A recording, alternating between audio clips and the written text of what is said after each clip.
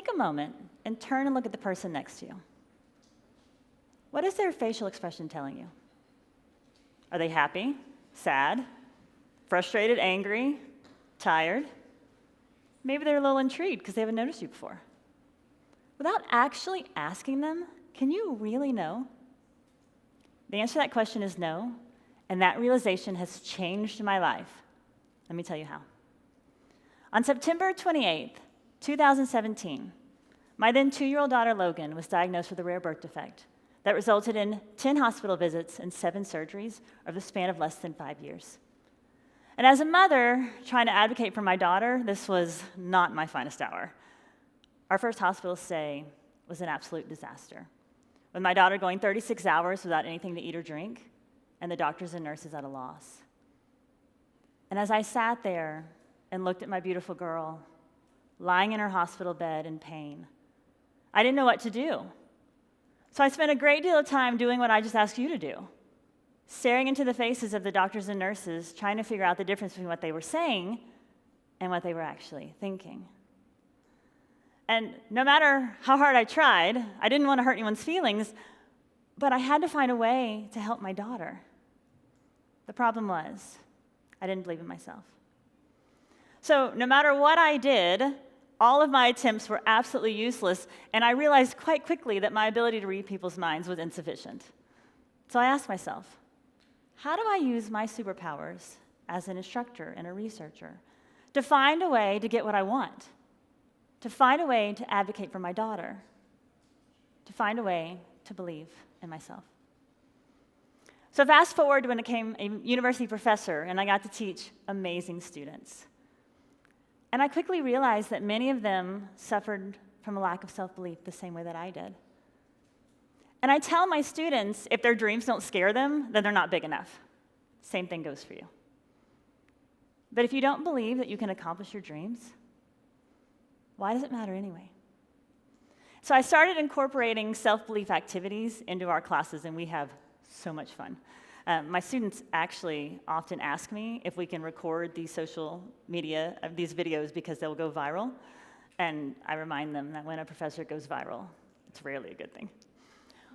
But just to give you a little insight into what I teach them, because it's based on what I learned, I teach my students that their fears of not being good enough, fears of judgment, are largely based on their perceptions of what other people think and feel and believe about them. And those perceptions are based on facial expressions. Research tells us that when you look at someone and their face looks like yours does when you're happy, you assume they're happy. And when their face looks like yours does when you're frustrated or angry, you assume they're frustrated or angry. It has a whole lot to do with us and very little to do with them. In all actuality, you can't tell what someone thinks or feels or believes about you just by looking at their face. Trust me, I should know. As a university professor, I spend a great deal of time staring out into the faces of my students, wondering if they're comprehending what I'm telling them or if they're just thinking about lunch. We think what someone else thinks or feels or believes about us holds so much weight that it literally has the power to hold up our world or cause it to come crashing down. If I were to ask you to raise your hand, and I'm not, but if I were to ask you to raise your hand if you'd ever worried about what someone else thought or felt or believed about you, and that worry had caused you not to achieve something you wanted, almost every hand in this room would go up. The reality, though, is that as people, we're very self-centered. We spend a great deal of time thinking about ourselves and very little time thinking about others.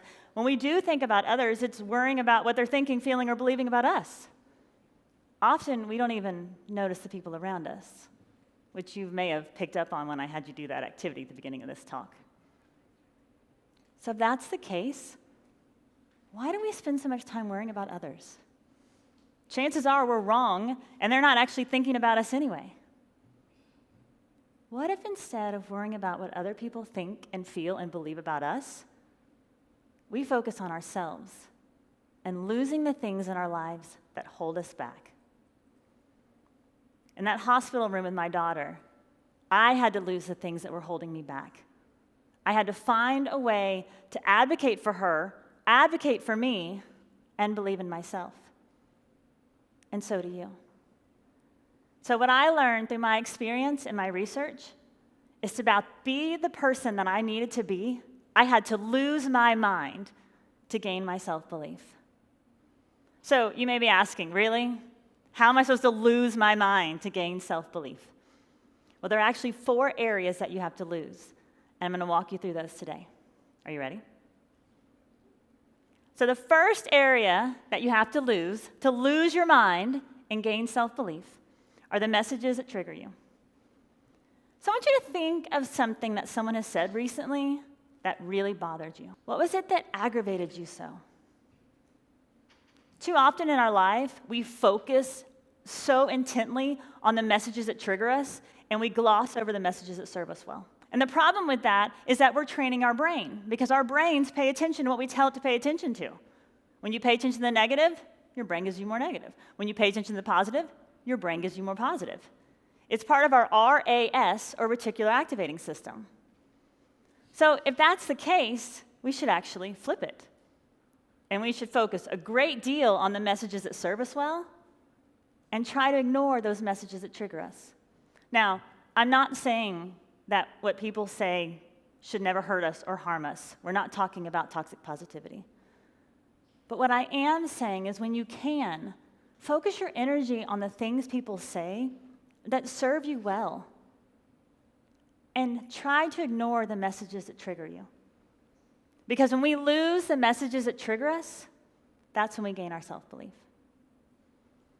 The second area that we have to work on to lose our minds and gain our self-belief is the identity that others craft for us, or I. So I want you to close your eyes. Actually, close them. And I want you to picture yourself achieving something you've always wanted. What are you doing? Who are you with? What do you see?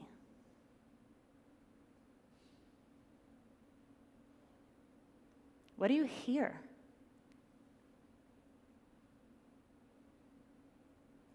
What do you feel? Now open your eyes. So I want to ask you, what's stopping you from achieving what you just pictured? If you're like many of us, too often we tell ourselves lies and we say we're not enough. We're not good enough, we're not strong enough, we're not successful enough, we're not attractive enough, we're not smart enough, we're not enough. And I'm telling you today that you are enough. If you take nothing else away from our talk today, please know that you are enough. You have exactly what you need to take the first step toward achieving what you just pictured.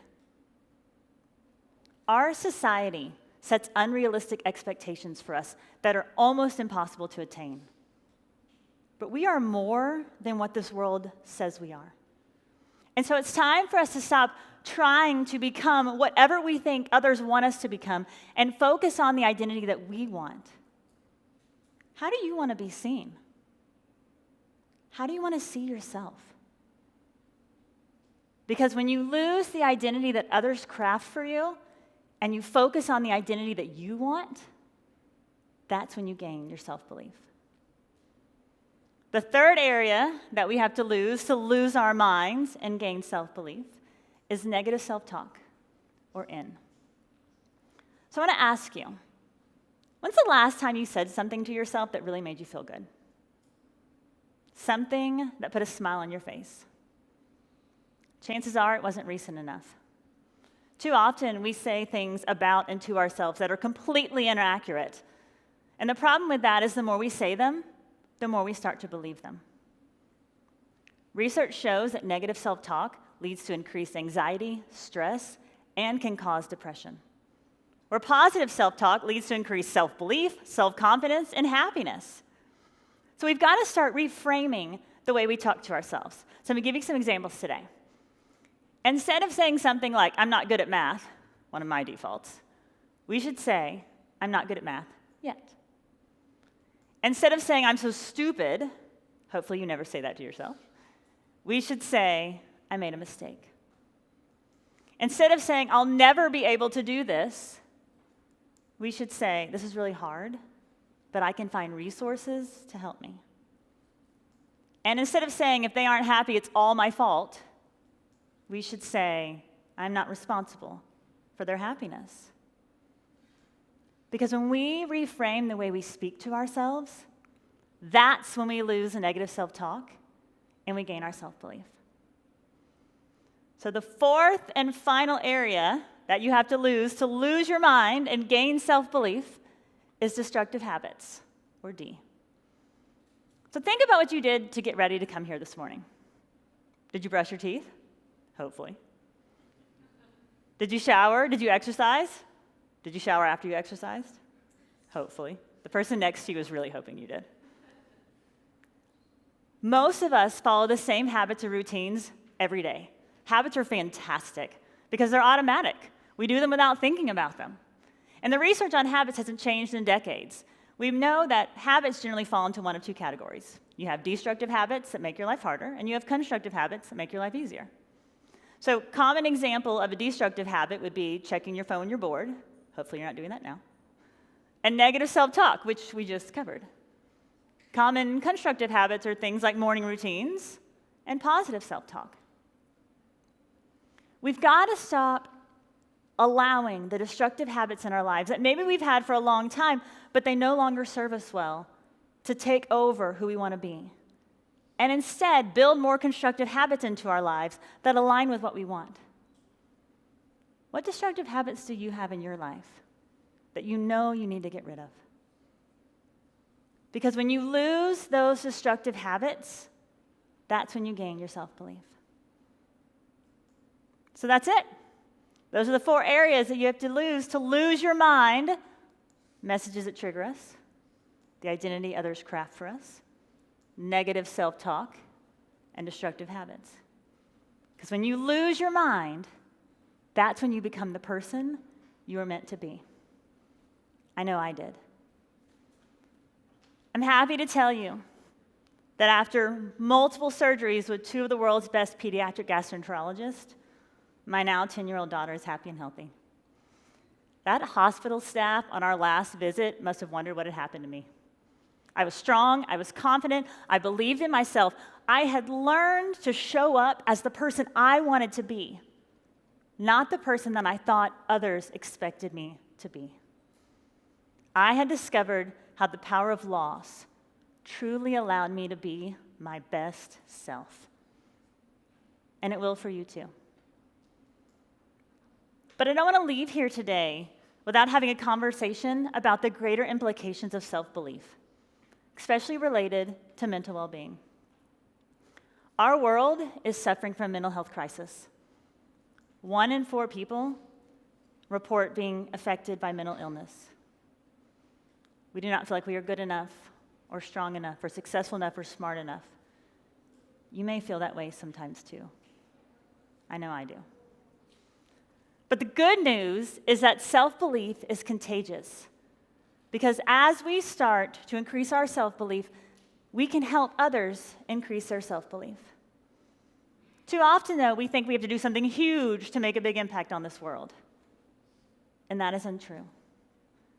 Because as you start to increase your self-belief, small things that you're doing, losing the messages that trigger you and focusing on the messages that serve you well, losing the identity that others craft for you and becoming who you want to be, losing the negative self-talk and talking to yourself in the way you truly deserve, and losing those destructive habits and building in constructive habits in your life, those small, tiny things become contagious until you don't even realize that other people might be noticing.